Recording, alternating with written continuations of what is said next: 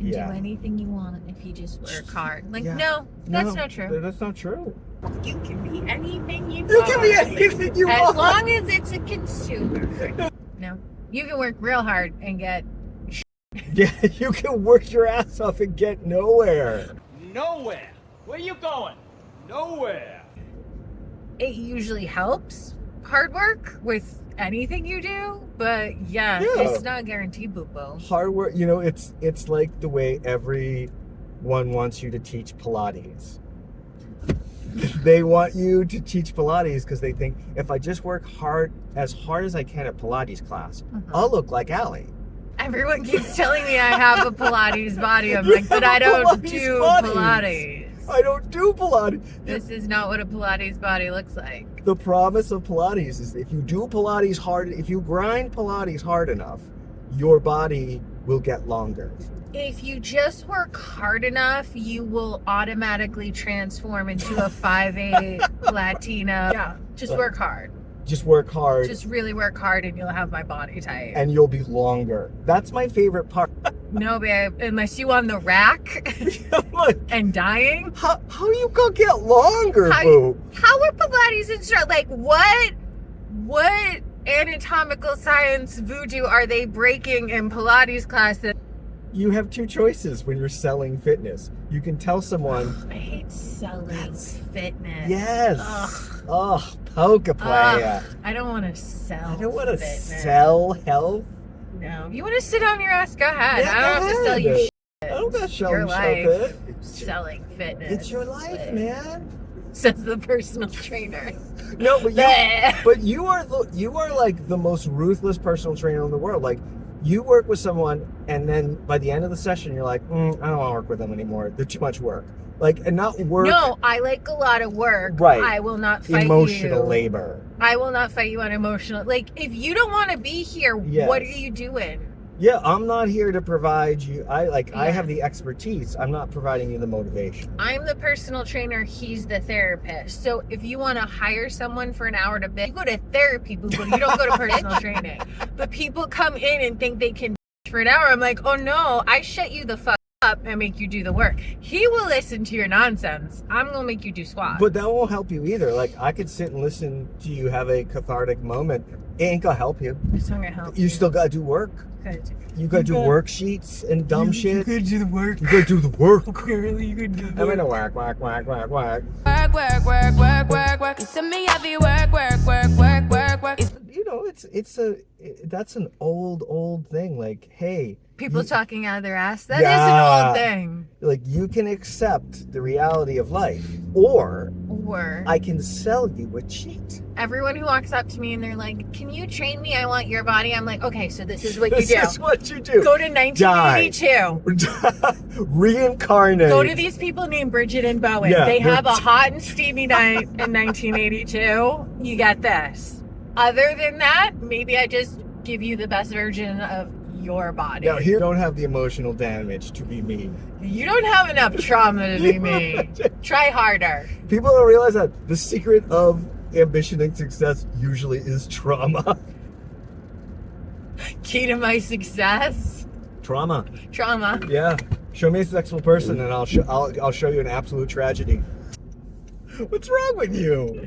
We should not be allowed to give out advice. No, really. We're not qualified for to tell people how to life. I'm qualified for Oh wait, you are. You are actually your job description. God. I'm just here to break the delusions. You know? Jenny is not from the block. Jenny ain't from the block, Bilbo. She ain't from the block. But Jenny ain't from the block. But why do we need her to be from the block? We need Jenny to be from the block, though. Why do we? But then we want to put her on a pedestal and tear her down, too. I look like this, so what's my problem? You don't care. I don't. You came out all Doc Brown again today. Your hair looked like you got electrocuted. I couldn't today. Hairstyle was I took a fork and I put it in an outlet and just saw what happened. It was one of those moments where I'm like, the place we're going is too nice to wear a hat. So I guess I'm going with this. Maybe I should start wearing a jaunty, fedora, so I can not just wear a baseball cap when the hair's doing this. Is there any hat I can wear that won't make me look like a douchebag? A Kangol, perhaps? A beret? If you want to look like a douchebag, get a Kangol. What's the difference between a Kegel and A Kegel? and a A Kegel is when you go with a certain part of your body. Yes, A Kangol is a silly bucket hat. That at one point in your life, if you live long enough, you will be convinced that you're gonna look good in it, and then you see the picture and go, oh. Oh, you look beautiful today, by the way. Oh, I thank keep looking you. over. I'm like, oh, I love the Monster High hair. I know, this is my Draculaura hair. I love it. I love it. That's the guy! How do I look? Amazing! Gorgeous. You always do. I know, right? It's a curse. Listen, if TikTok is keeping me away from fame, I don't ever want to be famous. Now, maybe that's the next social media app. Forget TikTok. It's TikTok.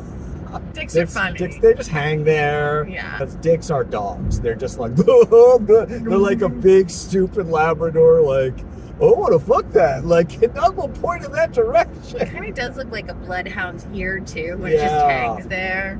Yeah. No, they're not very smart. And all of a sudden, it's like, something's going on. Oh, I'm going to come up. That's what a dick does. Like, oh, something happening. Boop. Oh, I like pop up. Oh, you scratched me in that spot I like? Oh, I love it when you touch me there. Oh, my ears went up. So a charcuterie board, maybe an app, and some wine, and then go hike the waterfall. I love that. I Are you love Are you that. going to hike in vinyl? I have an outfit Okay. change. But I will hike in these pants. I I will love- hike in vinyl pants. I brought my Juno Birch sweatshirt. I love so this it. is my hiking outfit. Vinyl pants. Vinyl pants. They're technically workout A leggings, but Draculaura they're wig. a Draculaura Your wig. child's handmade, which it looks smashing, by Doesn't the way. it look like it's a real necklace? Yeah, My it's daughter really made this. cute. This is a piece of clay, and it's just so cool. I love it. Your new awesome, like, I don't even My know what is Juno it. Birch sweatshirt. This is the hiking outfit, and this is the eating outfit. It's a scarf shirt. A scarf shirt. That is scarf so. tank. I don't think It's you've had just a a single scarf one of those. It looks And so a halter cute. top. That I is know, so it's adorable. weird. And then, practical. If I get cold, I just put on Miss Juno. Is Juno replacing Trixie as far as... No, shut your mouth. All right, I'm just No checking. one replaces anyone in drag. You just add to. Excuse the crusty wig, everybody. I am on tour. It melted on the bus. You know, fans of drag love to be like, that wig is dusted and crusted. Bitch, you don't even own a wig. Sit down. Good hair day. Nothing's in my way. Good hair day. I don't know. If you're gonna cancel me or get agitated, that's the video to do it. That is definitely the one. God Bill Cosby'd her. Holy Maybe shit.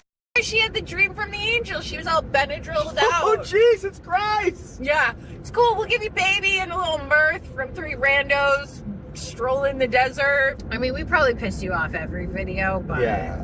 that one a little extra. We went real hard on that one. I want to be cursed at least several times. I don't care about likes and subscribes, but I would like Just to be want cursed. rage and curses. Yes, I rage washed you. I cursed you, evil-eyed. So I want someone to do called you a spells on Jezebel. me. I want you to internally and externally swear at me. As a group fitness person, I always say on the mic, if you are internally swearing at me right now, I'm doing my job I well. am- Remember Amy? She's like, I'm not gonna lunge, bend, squat, move, lift. I'm like, no, none of that. I'm not going to do any of the weightlifting. Yeah, near you. I want to respect you and not feel like you were ignored. So I'm acknowledging that I hear you, but absolutely no. You are heard, and it is all dismissed. Oh, that's that's my cute. philosophy as That's a cute. personal You're trainer. heard, but I validate dismiss your it. feelings, and I hear you, and I'm instantly telling you no. Your soul is asking for something different than your mouth. No one asks for what they actually want. Never. I don't think people ever I think they're- ask for what they want. They might be pointing in the right direction. Because one, people knowing what they want is very slim to none. But people knowing what they want, having the balls to ask, and the communication skills, and the proficiency Right. in life to be able to tell someone that is very rare. So when people tell me what they want, I go, oh, that's cute. If I'm going to give you what's best. But that's cute, you think so. I'm glad, you Oh, know. cool. You want to lose 10 pounds for a wedding? Like, that's adorable. Let me change your life.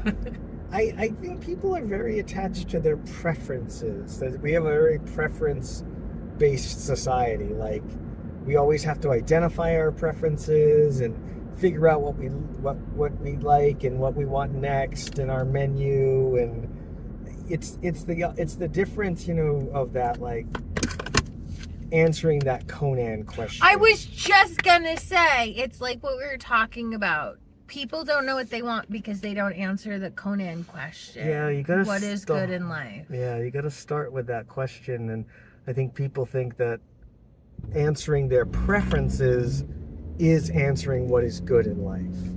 I think you have to be looking at yourself with such an honesty that it makes you uncomfortable. Yeah. Like, if you have a problem with anyone else in the world, dissect yourself first to the nitty bitty scary parts. Like, that's the start. Not them, you. And when you make yourself uncomfortable with self-assessment, like, good, you've achieved step 1. Step 2 is asking what is good, why, and then what you want and how you can help. But I don't think people ask themselves those questions. They're very hard questions, and it's, you know, it's like you were saying, like, some people can answer that question very young, and there is no uncertainty in their answer. They're the Frank Frazettas. Like, he answered that question very young, and then the rest of his life was not complicated because he's like, well, I've already answered what is good, so And I'm going to go after it. I'm just going to do it. Yeah. So I'm going to take less money to buy back my own painting. Exactly. Because that's what is good in life. Conan assessment. He created the whole aesthetic of Conan. We need a Conan checklist. Yes. The philosophy of Conan is review of your life.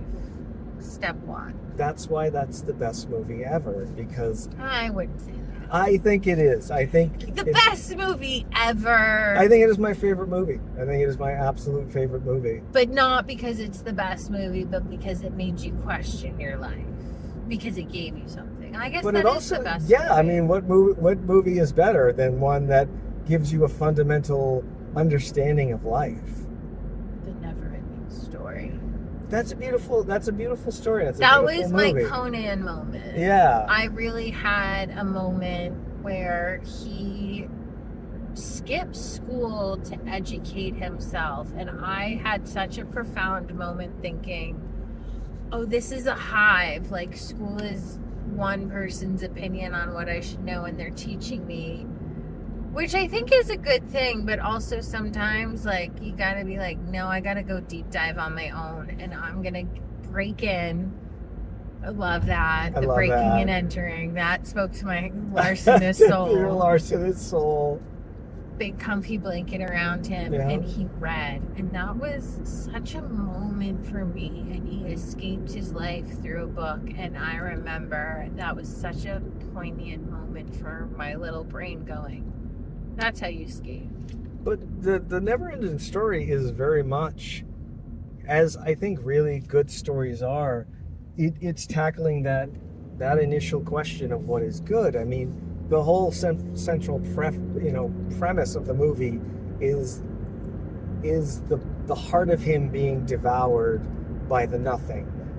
I think the question is different, but close. I think it's what is important in the Never-Ending Story, not what is good. The author hated the movie. Really? Yes. I don't know why. Authors always hate the movie. Well, could you imagine creating something in your head, explaining it, but because of communication skills, no one can ever see what's in your head. They can just read your words. So to then have this moment where you're like, no, you didn't get it. Right. But how could you? Right. I mean, and I could see that. It would be such a weird thing to have your vision done through someone else's eyes. I think every author wants their book to be a movie and then instantly regrets it. Because you write a book because you're trying to say something that can't be expressed simply or visually.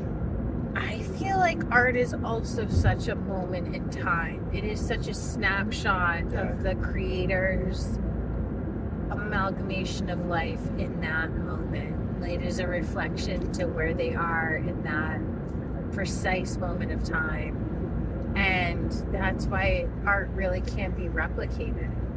Very excited about Halloween. Halloween's my favorite holiday. I think you're going to do some cool stuff around the house. I always like to see what you come up with.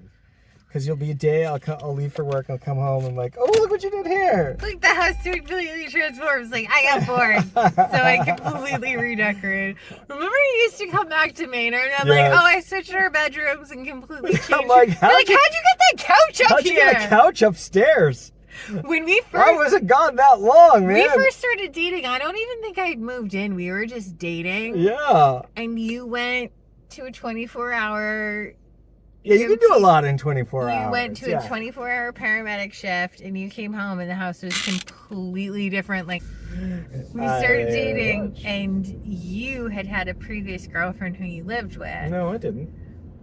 We'll go with that. There's never been anyone but you. We'll go with that. I was like Venus. I came out of the foam. Exactly. Fully formed. Fully formed. Kiss a few frogs. You know what I mean? Yeah. Anyway, so I was like, oh, I'm not being in this bedroom with these vibes of this girl. These vibes. Like, I don't need your old sex vibes of some hooker. Jesus, I'm a hooker. No, I'm sure she was lovely. I don't need But hookers. when you're the current girlfriend, That's fine.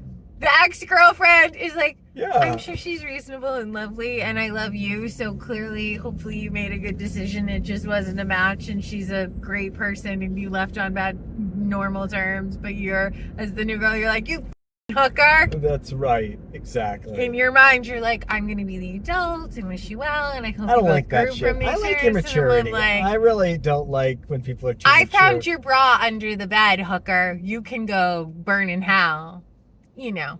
Or whatever. So I was like, well, you're still butthurt about that. 20 years 20 later. years later. 20 years later, still butthurt. You're like, what is this? I'm like, You will be on your death's she bed. used to live here. I just missed it. I didn't know it was there. Thank God. It's covered in dust It bunnies. you're so lucky it was dusty. It was like this dusty bra. And then you went to work and you came home and I was like, oh, hey, I moved our bedroom. Our entire bedroom. It is our bedroom. I live here now. Normal. This is the thing. You had a 3-bedroom and you were in the second smallest. Yeah. And I'm like, oh, there's a master bedroom. Why aren't you living that? And you're like, it's too big. And I'm like, I don't like big rooms. I don't like big cars. I don't like big things. I know, but I remember you're like, we could fit the living room and our bed in. And I went, yeah. So I brought the couch up and I put a little like living room space and a bed and I like redid your whole house. And I was like, this is what it is now. Welcome home. I love it. This is what's happening. It's very nice. Normal. So normal. The only bras in this house better be mine. I had no problems with it. I loved it. You did a great job too. I don't know how you moved a whole bed, a dresser, Rage. a couch. It's like I found a bra. You brought a This is couch up there jealousy somehow. rage. I brought a fucking couch upstairs. How did you do that? Rage. Rage.